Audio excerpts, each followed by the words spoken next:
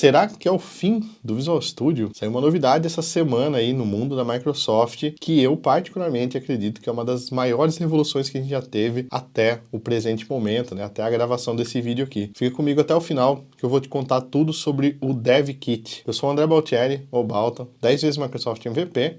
Se está conhecendo meu canal por esse vídeo, não esquece de se inscrever, curtir e compartilhar. Isso ajuda muito o nosso trabalho mesmo. E agora bora lá falar um pouco sobre Visual Studio e descobrir o que é esse tal de Dev Kit.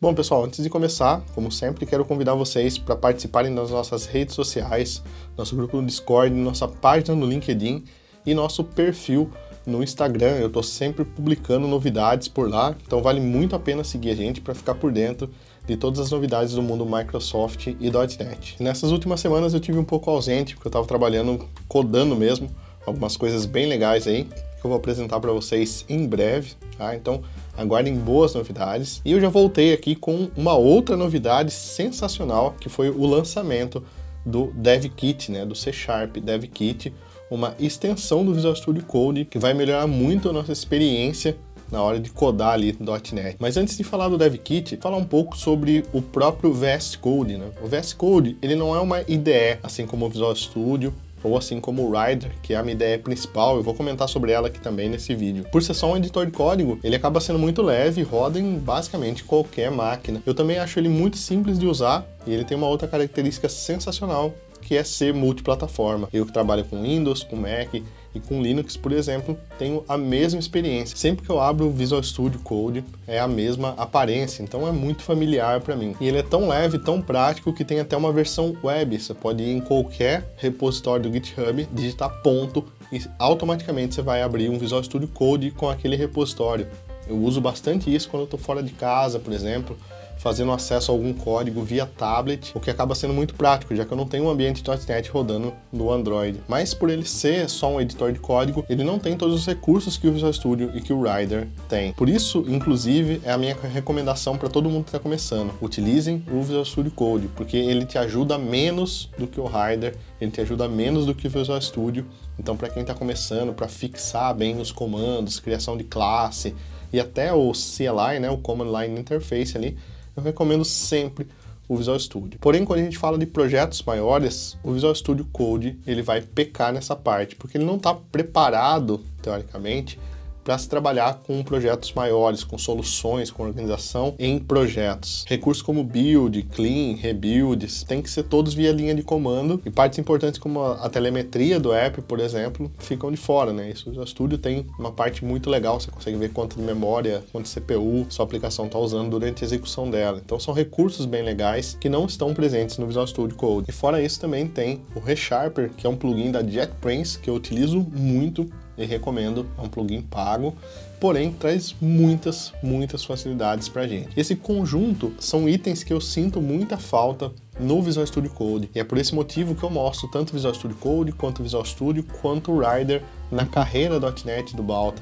A gente começa com o Visual Studio Code, para que você se familiarize mais com sintaxe, com case sensitive, com criação de classe, com rodar a linha de comando de uma forma manual, e depois a gente migra ali para Visual Studio e para Rider, que são IDEs, né, que estão num patamar maior, que daí já trazem mais facilidades para você, mais produtividade no dia a dia. Você está começando, o foco não é ser produtivo, o foco é entender, é saber o que você está fazendo. Se você já sabe o que está fazendo, o foco é ser produtivo, e aí essas duas IDEs te ajudam. E quando a gente fala em IDE, vocês sabem que eu utilizo o Rider, já fiz alguns vídeos sobre ele aqui no canal, já comentei bastante sobre ele, mostro ele nos cursos, e para mim ele é a melhor IDE para se trabalhar com .NET hoje. Ele roda tanto no Windows, quanto Mac, quanto Linux, então é o mesmo ambiente, eu tenho essa mesma sensação, eu consigo dar aulas no Windows, dar aulas no Mac, dar aulas no Windows, e é sempre a mesma interface, as coisas estão sempre no mesmo lugar. Isso para mim é uma enorme vantagem. Além disso, a sensação que eu tenho é que ele é bem mais leve que o Visual Studio. Ele era bem mais leve, mas o Visual Studio melhorou muito nas últimas versões, porém eu ainda acho o Rider mais leve, principalmente para os projetos web, Blazor, que eu trabalho. E também ele já vem com o ReSharper integrado. Então esse plugin que eu falei que é da JetBrains, o Rider também é da JetBrains, e ele já traz esse plugin ReSharper integrado no Rider. E se isso tudo não bastasse, a licença dele ainda é mais barata do que a do Visual Studio. Então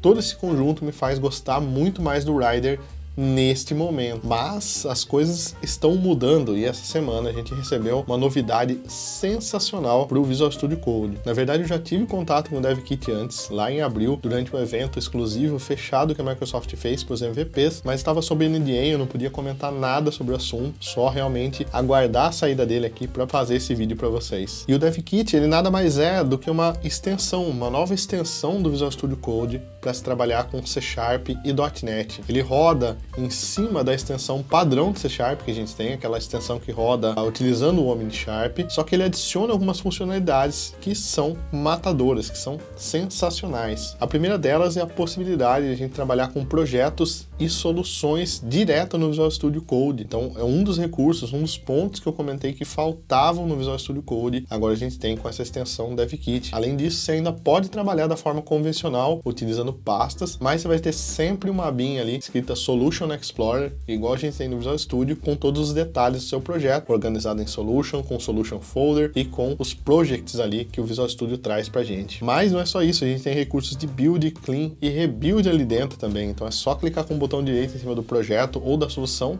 e mandar buildar, rebuildar ou limpar a sua solução ali, que tudo vai funcionar direto dentro do Visual Studio Code e sem precisar executar nenhuma linha de comando. E vale lembrar também que é uma versão preview, uma versão inicial, muito mais comandos, muito mais funcionalidades vão ser adicionadas a essa extensão com o tempo. Para fechar, ele também traz Test Explorer nativo, então se você gostava de executar testes dentro do Visual Studio, uma coisa que particularmente eu gosto muito, eu sinto bastante diferença do Visual Studio por Rider nessa parte, gostava muito mais do Test Explorer do Visual Studio. Agora a gente tem isso integrado também no Visual Studio Code, além de uma experiência ainda melhor no desenvolvimento de C# e a nossa companheira AI, inteligência artificial, presente aí durante a nossa codificação. Agora vem o ponto não tão positivo sobre essa extensão, que é o pagamento. Sim, ela é uma extensão paga, ela não é uma extensão open source, ela não é uma extensão de código aberto, é uma extensão de código fechado, produzida pela Microsoft, mantida pela Microsoft e que vai ter um custo para ser utilizada, assim como o Visual Studio tem um custo. Inclusive, ela pode ser licenciada junto com o Visual Studio, caso você já tenha MSDN, algum esquema de assinatura aí de software da Microsoft na sua empresa. Mas fica calmo porque essa parte de licenciamento é muito parecida com a do Visual Studio Community que a gente tem, onde a gente tem uma licença ali para estudantes, para pessoas que desenvolvem, gratuita, e a licença começa a ser paga quando sua empresa começa a faturar, quando ela tem acima de tantos usuários ali desenvolvendo, né, acima de tantos desenvolvedores. Então vale muito a pena dar uma olhada na licença, passar pro jurídico aí para não ter problema nenhum, mas ele tem um licenciamento bacana, ele é free no começo, depois ele passa a ser pago. Além disso, a extensão do C#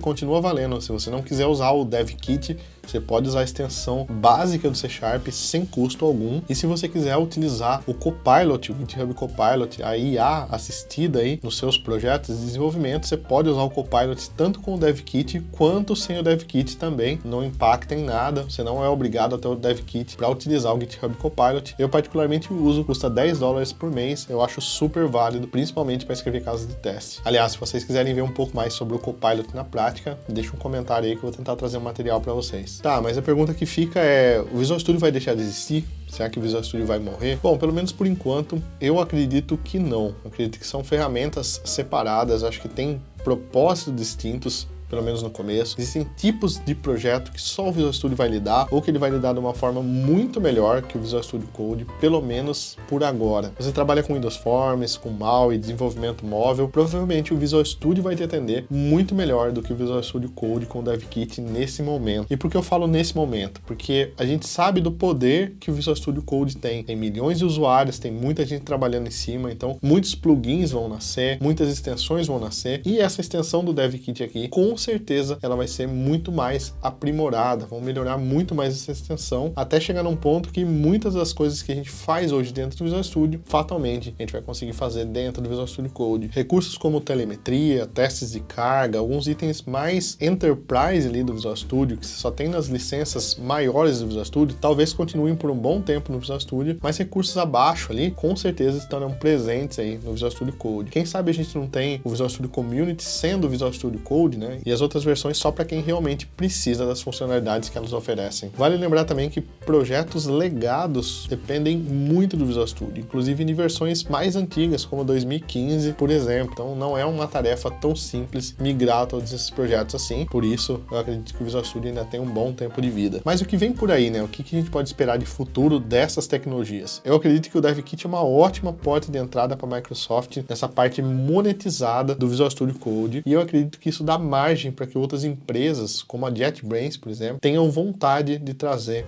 o ReSharper para dentro do Visual Studio Code também, como uma extensão paga, no caso. Não haveria problema nenhum pagar pelo ReSharper dentro do Visual Studio Code. Eu acredito que com melhorias chegando para o DevKit, com mais funcionalidades chegando para ele vai ser um concorrente muito forte, principalmente com o Visual Studio Community. Muita coisa que a gente faz hoje já é possível fazer tanto no Visual Studio Community quanto no Visual Studio Code, e por esses motivos que eu comentei com vocês, acaba-se optando às vezes pelo Visual Studio Code ao invés do Visual Studio Community, e com uma extensão muito mais poderosa, com muito mais recursos, faz muito mais sentido utilizar o Visual Studio Code ao invés de utilizar o Visual Studio Community. Eu acredito que isso impacta também a JetBrains. Eles vêm melhorando muito o Rider, que é uma excelente ideia, na minha opinião, novamente, a melhor ideia que a gente tem para trabalhar com .NET hoje, e acredito que isso dá uma alavancada em todo o mercado, né? Dá uma mudada em todo o mercado. O time do Visual Studio vai ter que trabalhar bastante para melhorar o Visual Studio, o time da JetBrains vai ter que trabalhar bastante para melhorar o Rider. Afinal, agora a gente tem mais um concorrente aí para brigar na fila de IDEs do